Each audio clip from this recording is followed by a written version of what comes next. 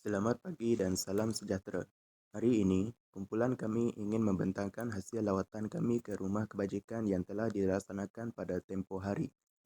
Sebelum itu, izinkan saya memperkenalkan ahli-ahli kumpulan saya, iaitu saya sendiri, J. Radi, dan juga rakan-rakan saya, Cristiano dan Sebastian.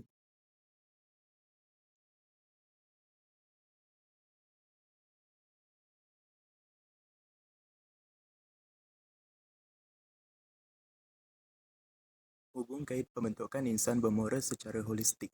Perkara ini merujuk pada proses melahirkan individu yang seimbang dan harmonis dari segi jasmani, emosi, rohani, intelek, iaitu dikenali sebagai Jerry. Perkara ini bukan sahaja menumpukan aspek pengetahuan moral semata-mata, malahan juga turut melibatkan pembinaan nilai sikap dan tindakan yang mencerminkan akhlak mulia dalam kehidupan seharian. Yang pertama, dari aspek intelek, individu dibimbing untuk memahami konsep baik dan buruk melalui pendidikan moral dan agama. Hal ini dapat melatih keupayaan berfikir secara kritikal dan rasional dalam membuat keputusan moral. Contohnya, murid belajar menilai akibat perbuatan seperti menipu atau mencuri berdasarkan prinsip etika. Yang kedua, dari segi aspek emosi. Pembentukan moral melibatkan kawalan perasaan dan empati terhadap orang lain. Emosi yang stabil membantu individu bertindak dengan belas kasihan dan hormat. Contohnya, seseorang belajar mengawal marah dan bertindak dengan sabar apabila berhadapan dengan konflik. Dari aspek ketiga, iaitu aspek rohani, aspek ini menekankan hubungan manusia dengan Tuhan melalui keimanan dan ketawaan. Membentuk hati yang bersih, ikhlas dan berpegang pada nilai agama. Contohnya, individu tersebut sentiasa mengamalkan doa, solat dan muhasabah diri untuk memperkukuh nilai kejujuran dan amanah. Aspek keempat ialah aspek jasmani. Aspek ini jasmani merupakan dari segi kesihatan, membolehkan seseorang melaksanakan tanggungjawab moral dengan lebih berkesan. Aktiviti sukan dan gaya hidup sihat turut memupuk disiplin, semangat kerjasama dan nilai keadilan. Contohnya, menghormati peraturan semasa bersukan, mencerminkan nilai moral seperti kejujuran dan semangat kesukanan. Melalui lawatan yang telah dilaksanakan pada tempoh hari, penyelesaian masalah secara kritis dan kreatif telah diaplikasikan. Antaranya ialah mengenal pasti masalah secara kritis. Setiap pelajar mengenal pasti dan menganalisis punca sebenar masalah, iaitu bajet terhad kerana kekurangan penajaan, jadual pelajar padat dengan tugasan, aktiviti yang dicadang terlalu umum dan kurang interaktif. Oleh itu, jenaan idea secara kreatif pun telah dihasilkan, iaitu pelajar berbincang secara berkumpulan dan menghasilkan beberapa cadangan baharu. Pelajar membuat kutipan bajet daripada semua pelajar yang terlibat, menetapkan satu masa yang sesuai untuk pelajar apabila pelajar mempunyai waktu lapang. Merancang aktiviti interaktif yang menarik seperti belajar bahasa isyarat, membuat permainan dan sebagainya. Yang ketiga ialah menilai keberkesanan setiap penyelesaian masalah tersebut. Selepas lawatan, kumpulan menilai semula kejayaan program. Kami telah mendapati bahawa dana yang dikumpul mencukupi, kanak-kanak berasa gembira dan terlibat secara aktif. Ahli kumpulan pula belajar menilai kerjasama, empati dan tanggungjawab sosial. Okey, di sini terdapat 3 aktiviti yang kami lakukan semasa berada di lawatan. Yang pertama adalah bahasa isyarat, gotong royong dan permainan iaitu Werewolf. Jadi bahasa isyarat ni dia ialah kemampuan untuk memahami dan menggunakan tangan, mimik muka dan gerakan untuk menyampaikan maksud seperti terima kasih ataupun selamat pagi.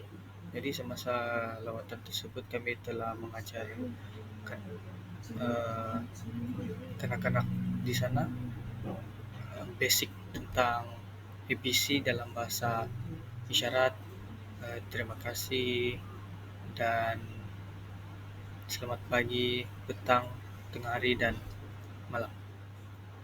Jadi bagi tujuan dalam dunia sebenar ini adalah untuk membantu kanak-kanak pekak berkomunikasi dengan guru, ibu bapa, dan rakan mereka. Kemudiannya, membolehkan kanak-kanak biasa untuk memahami rakan yang pekak atau mempunyai masalah pendengaran.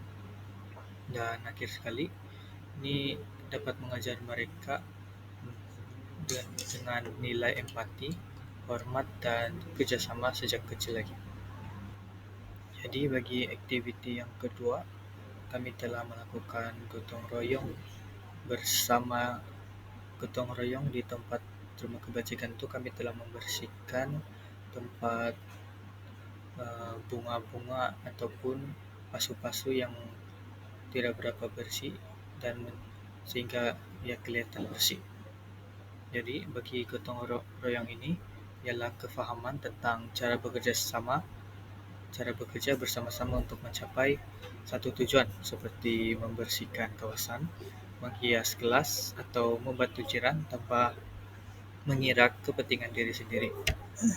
Jadi dalam dunia sebenar, pengetahuan gotong royong bermaksud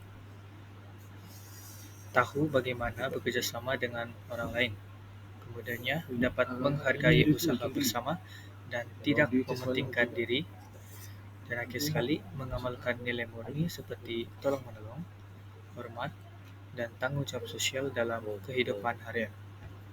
Bagi aktiviti yang terakhir adalah permainan, yaitu werewolf. Jadi permainan werewolf ini ialah kefahaman tentang cara berfikir secara strategik, berkomunikasi dengan baik, dan bekerja sama dalam kumpulan untuk mencapai sesuatu matlamat. Ini ada sebagai kampung ataupun werewolf. Jadi dalam dunia sebenar pula, permainan ini mengajar kita untuk berfikir secara kritikal. Ini dapat menilai maklumat dan membuat keputusan dengan bijak. Yang kedua, kita dapat berkomunikasi dengan jelas. Ini supaya kita dapat menyampaikan pendapat sendiri dan meyakinkan orang lain. Bagi yang ketiga pula, kita dapat bekerja sama dan mempercayai rakan. Ini karena permainan ini memerlukan kepercayaan antara ahli kumpulan. Dan akhir sekali, kita dapat mengawal emosi dan reaksi. Ini agar kita tidak mudah tertipu dan berasa marah. Sedikit maklum balas daripada lawatan yang telah dilaksanakan. Lawatan ke rumah kebajikan kanak-kanak yang telah dijalankan memberi pengalaman yang sangat bermakna kepada semua peserta. Program ini bukan sahaja menyeronokkan, tetapi turut memberi kesedaran dan nilai kemanusiaan yang tinggi dalam diri setiap pelajar. Semasa lawatan, kami berpeluang berinteraksi dengan kanak-kanak di rumah kebajikan melalui pelbagai aktiviti seperti sesi permainan, belajar bahasa isyarat dan sebagainya. Kanak-kanak di sana kelihatan gembira dan mesra walaupun mereka datang daripada latar belakang yang kurang bernasib baik. Hal ini memberikan kami pengajaran tentang erti kesyukuran dan kasih sayang sesama manusia. Seterusnya, aktiviti gotong royong membersihkan kawasan rumah kebajikan mengajar kami nilai bertanggungjawab, kerjasama dan disiplin diri. Kami juga menyadari bahawa usaha kecil seperti memberi perhatian dan masa kepada mereka mampu membawa kegembiraan yang besar. Sekarang kita lihat kepada kemahiran berkomunikasi. Apabila kita melawat rumah kebajikan kanak-kanak, cara kita berkomunikasi itu sangat penting. Kita tidak boleh bercakap sesuka hati sebab kita berdepan dengan kanak-kanak yang mungkin sensitif atau datang daripada latar belakang yang berbeza. Jadi, kemahiran berkomunikasi ini memainkan peranan yang besar. Kita kena pandai menggunakan bahasa yang lembut, mudah difahami, dan penuh kasih sayang. Kalau kita mau menyampaikan maklumat atau idea, contohnya mau cerita tentang nilai-nilai baik atau motivasi, kita boleh menggunakan cara yang lebih kreatif. Contohnya, kita boleh bercerita melalui cerita pendek puisi, ataupun permainan bahasa. Itu yang dikatakan penyampaian secara literari, sebab kita menggunakan unsur bahasa dan sastra untuk buat mesej kita lebih menarik. Dari segi pendidikan pula, kemahiran ini sangat penting sebab ia mengajar kita bukan sekadar bercakap, tetapi menyampaikan dengan empati dan kefahaman.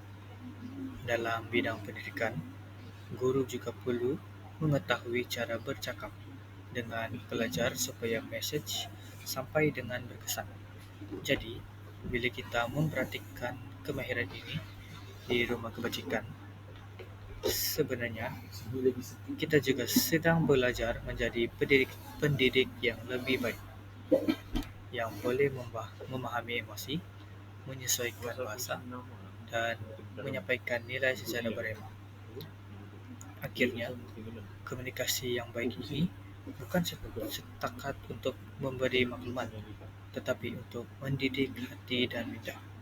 Sama ada kita bercakap dengan pelajar, kanak-kanak, atau sesiapapun. Kesimpulannya, banyak pengalaman berharga yang telah kami peroleh sepanjang lawatan ke rumah kebajikan ini. Aktiviti mengajar hand sign, gotong royong, dan bermain permainan bersama-sama mereka mengajar kami tentang kerjasama, komunikasi, dan juga empati. Melalui lawatan ini, kami dan penghuni rumah kebajikan dapat berinteraksi dengan lebih rapat sambil berhibur. Mereka berasa gembira dan dihargai dengan kehadiran kami. Dari segi pendidikan, lawatan ini membantu kami mengamalkan nilai murni serta kemahiran insaniah seperti kepimpinan, tolong-menolong, dan juga berpikiran positif, selaras dengan peranan kami sebagai bakal pendidik. Di sini ada dokumentasi beberapa gambar yang telah kami ambil semasa berada di lawatan itu. Itu sahaja daripada kumpulan kami. Sekian dan terima kasih.